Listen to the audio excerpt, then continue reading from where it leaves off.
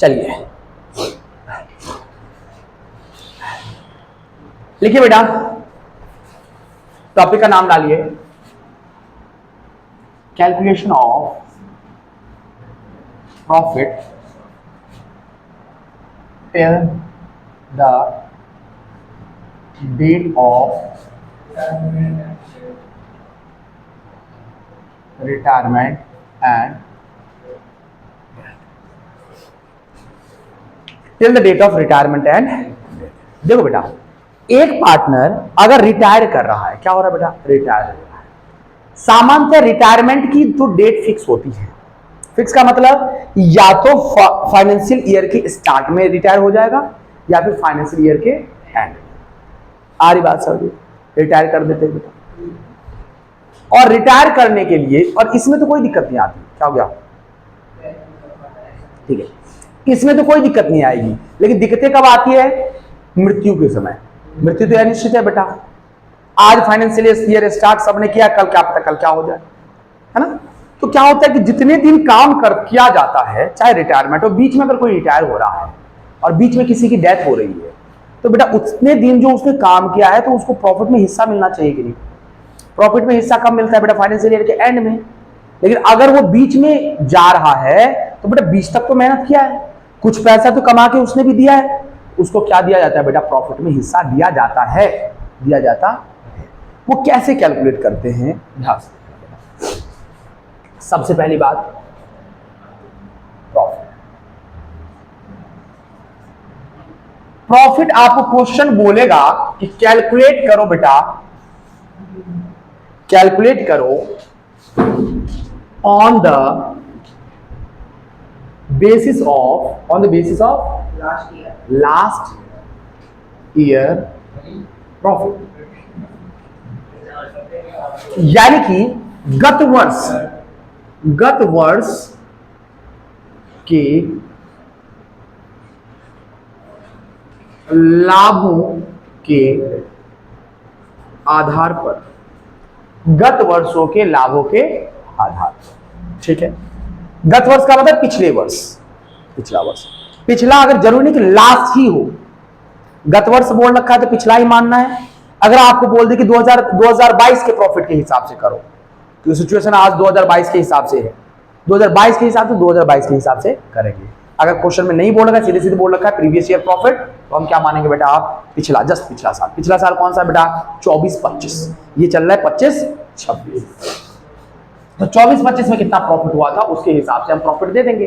कैसे कैलकुलेट करेंगे हम सिखाएंगे आपको। दूसरा कहेगा बेटा on the basis of cell.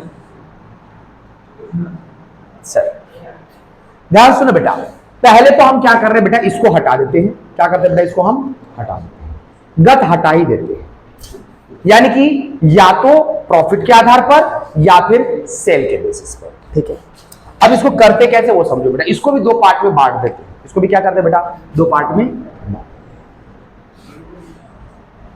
Hindi medium वाले देख लेना बेटा, विक्रय के आधार पर, विक्रय के आधार, ठीक है। इसको भी दो भाग में बांट देते हैं। बात बेटा याद दिख रहा है क्या, देखने को? अच्छा, अगर आपको प्रॉफिट बोल रखा है तो उसको भी मैं टुकड़ों में बांट देता हूं। या तो आपको बोलेगा प्रीवियस ईयर प्रॉफिट या last year profit. Last year का मतलब होता है जस्ट लास्ट, 24-25। लास्ट ईयर का मतलब जस्ट लास्ट। या फिर आपको ये बोलेगा बेटा टिल द डेट ऑफ,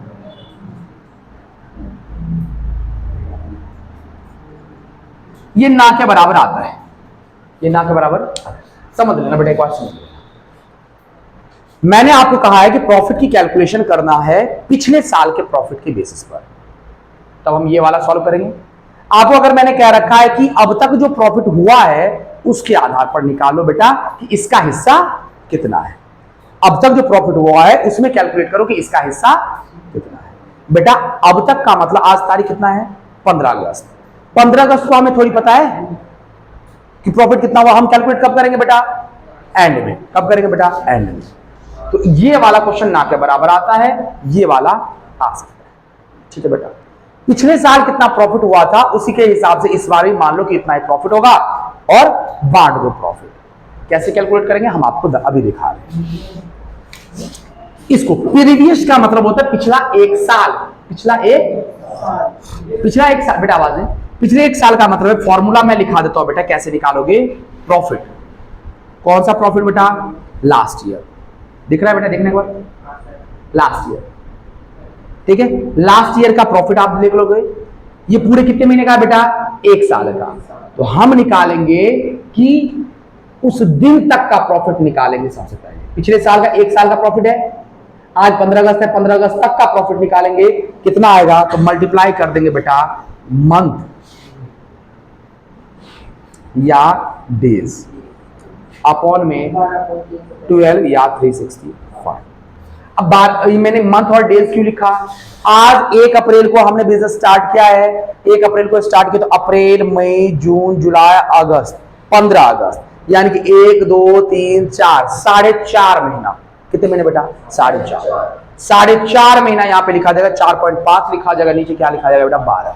तो यानी कि आज तक का प्रॉफिट आ जाएगा। भाई पिछले साल एक साल का प्रॉफिट था, तो पूरे एक साल के प्रॉफिट में से तुम्हें थोड़ी दो दूंगा, उसमें से तुम्हारा हिस्सा कितना होगा ये निकालने के लिए सबसे पहले ये निकालेंगे कि भाई एक साल का अगर प्रॉफिट 12,000 है तो बताओ 4.5 महीने का कितना होगा, तो 4,500।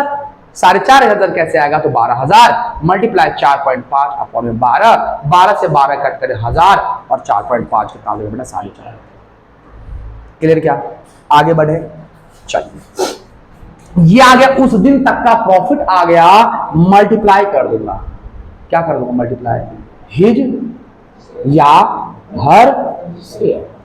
उसका जो भी हिस्सा होगा 3/4, 1/2 ऐसे कुछ प्रॉफिट होगा। जैसे कि प्रॉफिट शेयरिंग रेशियो है वो ABC का 1:1:1, तो B रिटायर हो रहा है तो B का हिस्सा कितना है, वो यहां पर क्या लिखा जाएगा बेटा, 1/3।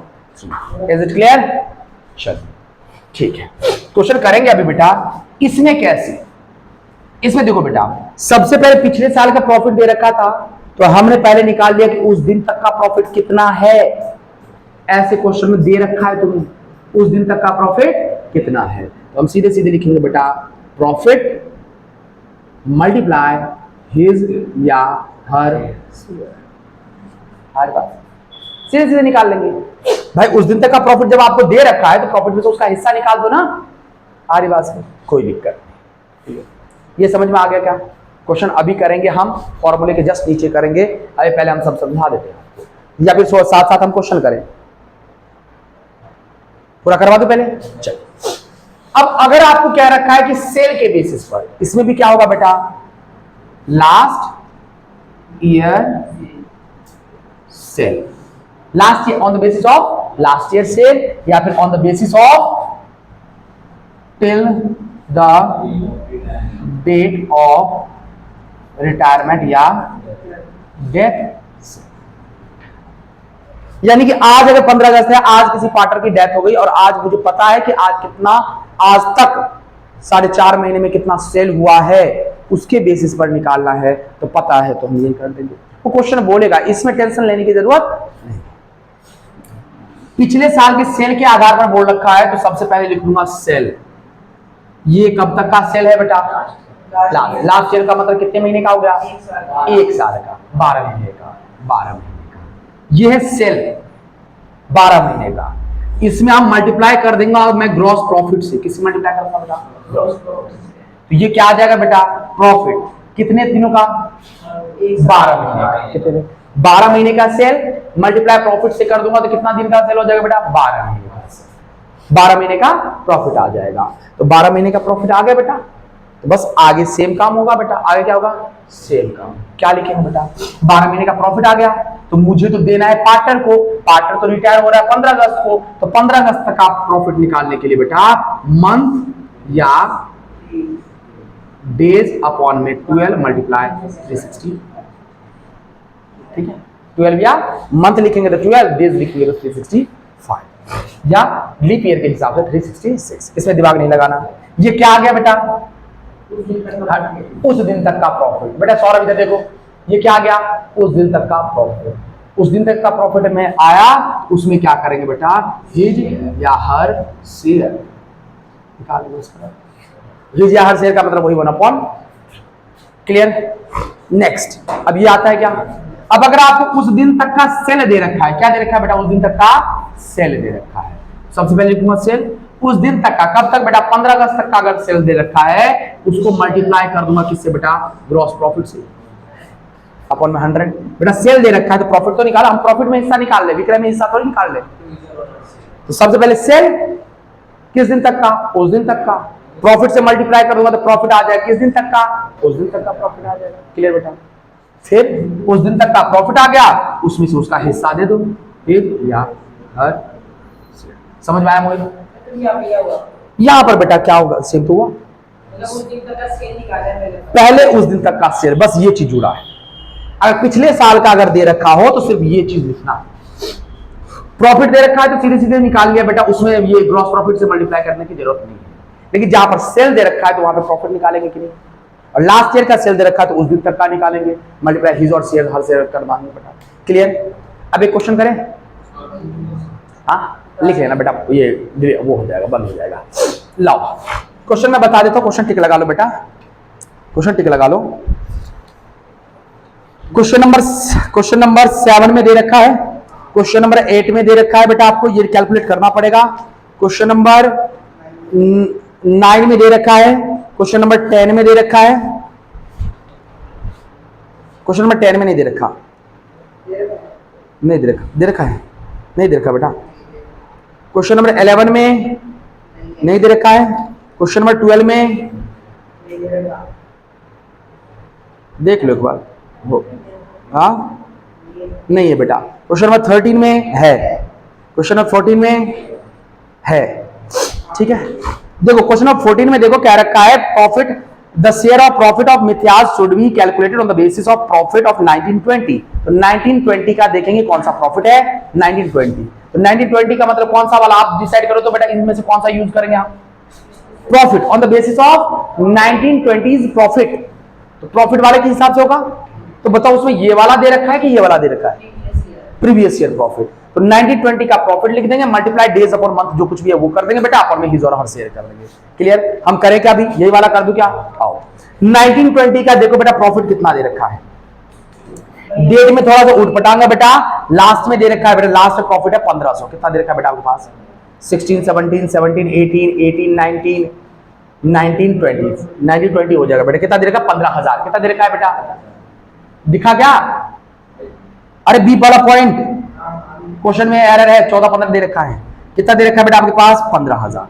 देखो कैसे होगा, 15,000, 15,000 ही है, मल्टीप्लाई कितने, कब डेथ हुई बेटा, डेथ हो रही है बेटा 1 अगस्त को, अप्रैल से स्टार्ट किया है, अप्रैल मई जून जुलाई अगस्त, अगस्त तो बेटा 1 अगस्त को ही समाप्त हो रहा है, 1 अगस्त को ही मर रहा है बेटा, अगस्त गिनेंगे नहीं, अप्रैल मई जून जुलाई कितने महीने बेटा, 4/12 गुना हिज शेयर, उसका हिस्सा कितना है बेटा, तो देखो बेटा कौन मर रहा है बेटा, मिथ्या, मिथ्या का हिस्सा 2/10, 0 से 0 कट करेंगे, 4 3 जा 12, इसको कट करेंगे यहाँ पे 5 जा, और यहाँ पे अल्टीव कितना हो जाएगा बेटा, आंसर कितना हो जाएगा, कितना हो जाएगा, क्लियर। क्या एंट्री देख लो बेटा, एंट्री कैसे करेंगे, एंट्री क्या होता है बेटा, PNL suspense account debit to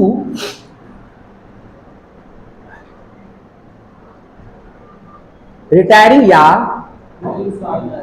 डिकीज partner capital. तो यहां पे क्या लिखूंगा, PNL suspense account debit 1000 to मिथ्याज कैपिटल अकाउंट कितना बेटा, 1000। क्लियर।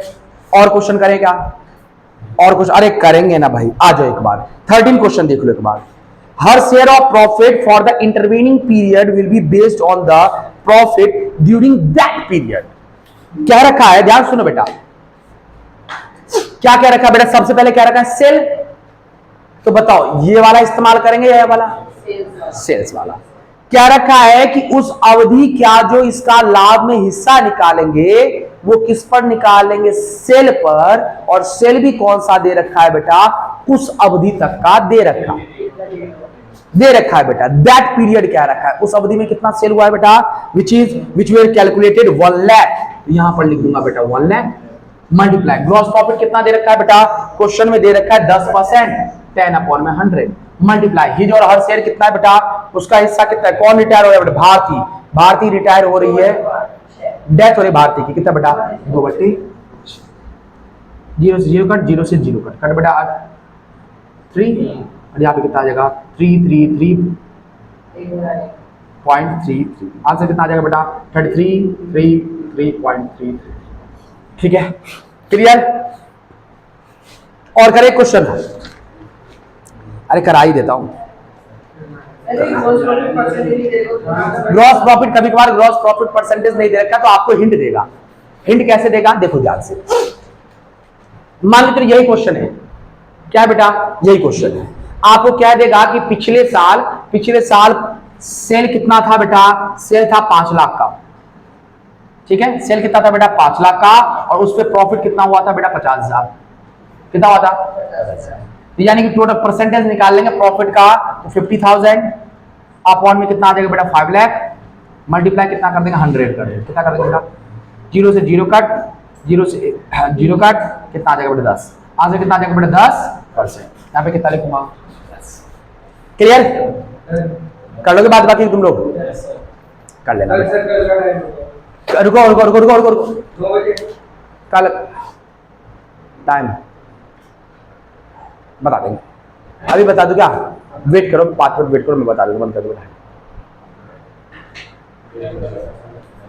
बंद कर दिया बेटा, इसको फटाफट उतार लो, है ना, स्क्रीनशॉट लेना है तो स्क्रीनशॉट ले लो, चलो।